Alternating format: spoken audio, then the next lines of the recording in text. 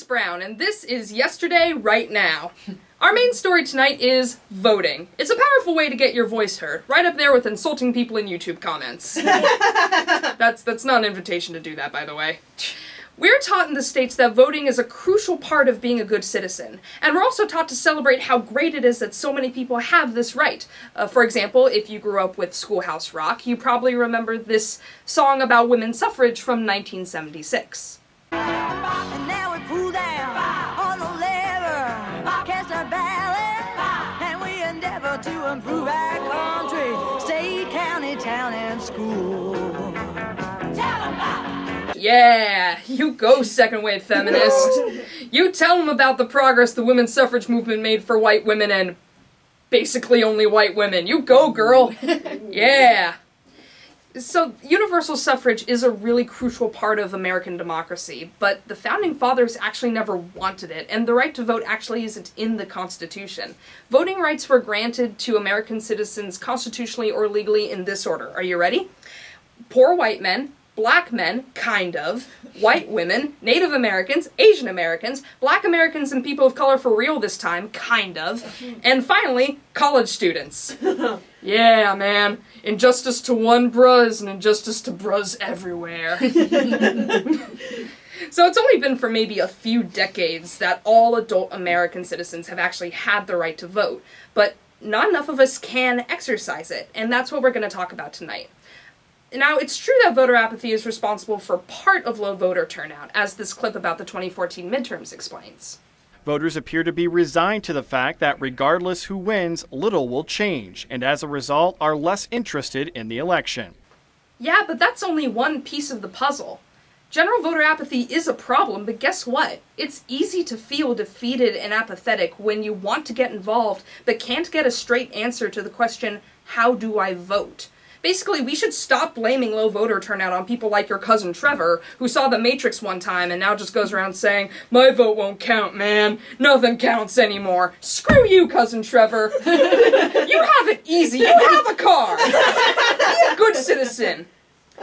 But voting is becoming increasingly difficult in a lot of states. For example, you've probably heard about voter ID laws. In 30 states, voters are required to present some sort of identification when they go to the polls. Supposedly, this is to prevent voter fraud, but let's take a look at the numbers.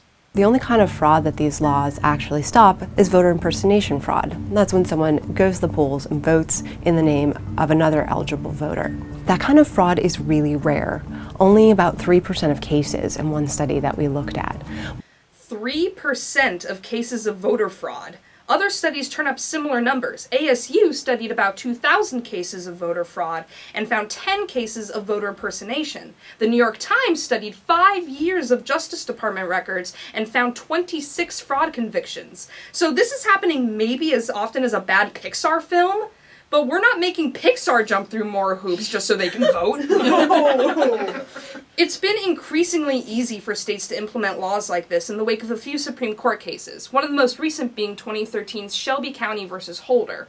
In this case, a key section of the 1965 Voting Rights Act was struck down, one that required certain states and jurisdictions to get pre-clearance from the federal government before they changed their voting laws and practices. And the court's rationale for this was basically, well, racism is over. I mean, we did elect Obama, so of course we can trust these former Confederate states to not disenfranchise voters in really shady ways. Like, it's not like these former Confederate states have ever done anything bad for voters of color and low-income people. I trust you, former Confederate states. Ouch. But barriers to voting go beyond voter ID. Even if you do have the right kind of identification, maybe you don't have time on election day to go to the polls. That's why every state allows some kind of absentee voting, and 33 states allow early voting, but there have been obstacles to that too. 4 states, and some counties and 5 others, allow voting on the Sundays before Election Day. And in those states, some black churches do events called Souls to the Polls. Right after services, the congregation all goes to vote together, as this pastor explains. Doesn't really help in the present day that we live in to have a Tuesday day to vote from 7 to 7. If you're working 2 jobs and take care of your kids, it's easy to forget to vote on that particular day. And so when people are already coming to church on Sunday, the great advantage of that is Sunday is the free day. Well, that seems reasonable. It's certainly a better use of the time after church than what I did growing up, which was, of course, sinning. Sinning a lot. Good times.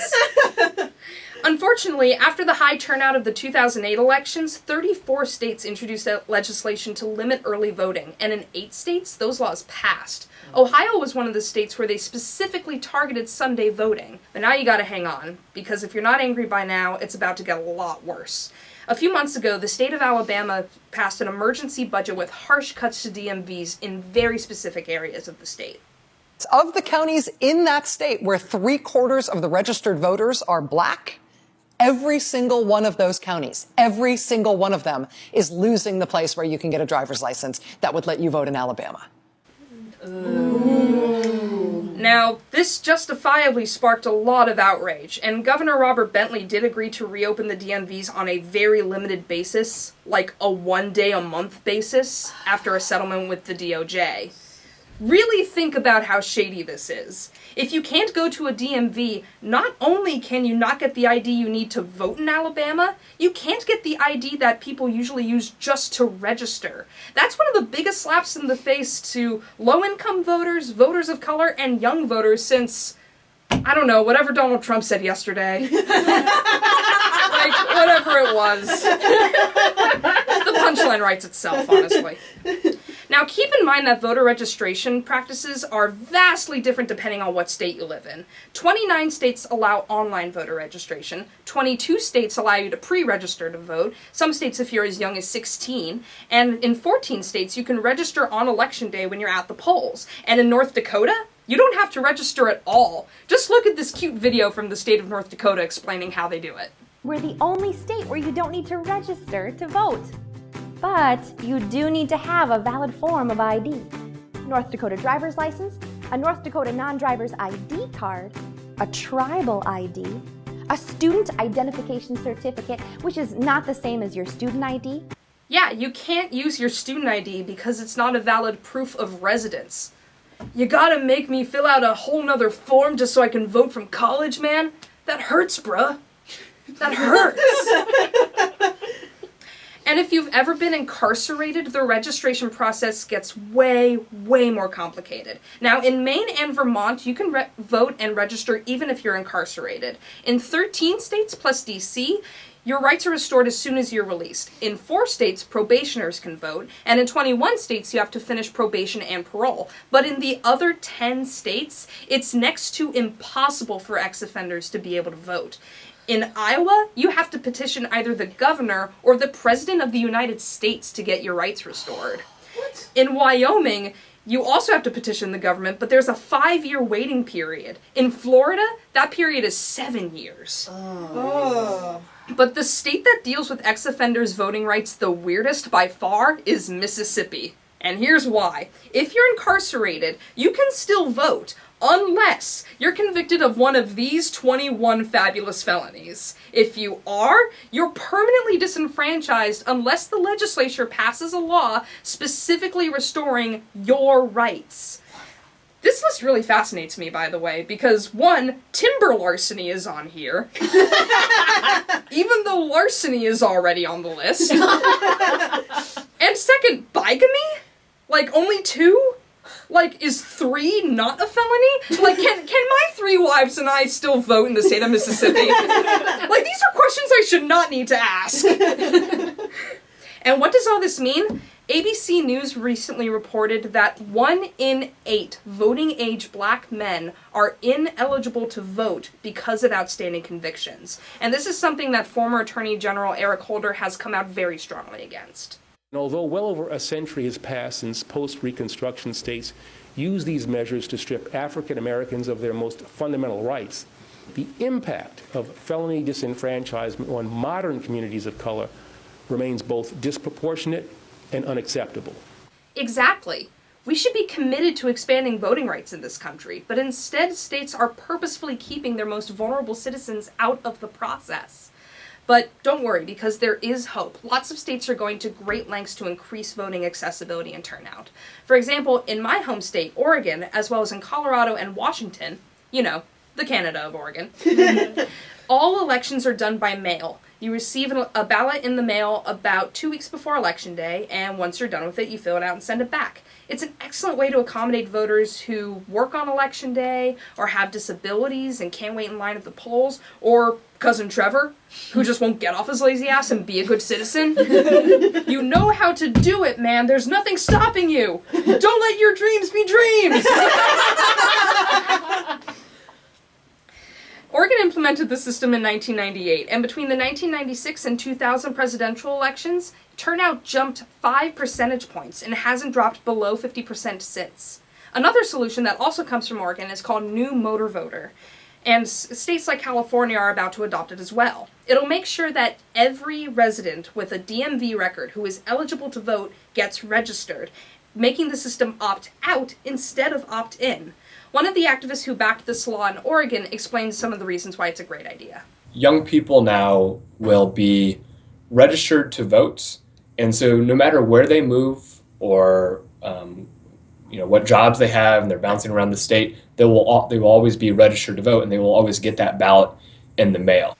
That's right. Because young people move around more often, this system will make it easy for them to maintain their voting rights no matter where they go and have the ballot sent to the right place.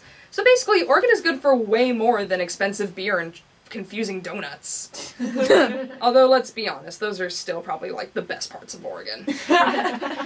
The bottom line is, if we want our democracy to function, we need to fight as hard as we can to make sure everybody can exercise this right. So until we make the process more simple and more open, maybe our schoolhouse rock songs about voting should be a little bit different. Come with me, America. Hand me, yeah, here it is. We're gonna rock out right now. Are you ready? I wish I had a cartoonist to do an animation about this, but all I've got is my guitar.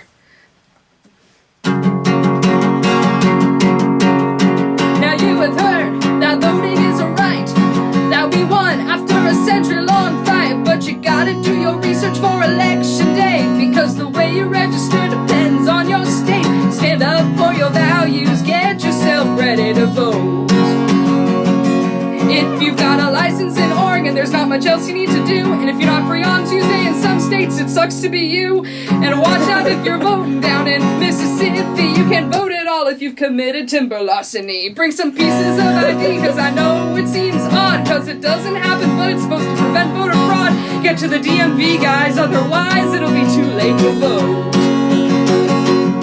Get to the DMV, you guys. Oh crap, I knew there was something I forgot to do today. Anyway, that's our show. Thank you to Professor Marion Just in the Wellesley College Political Science Department and my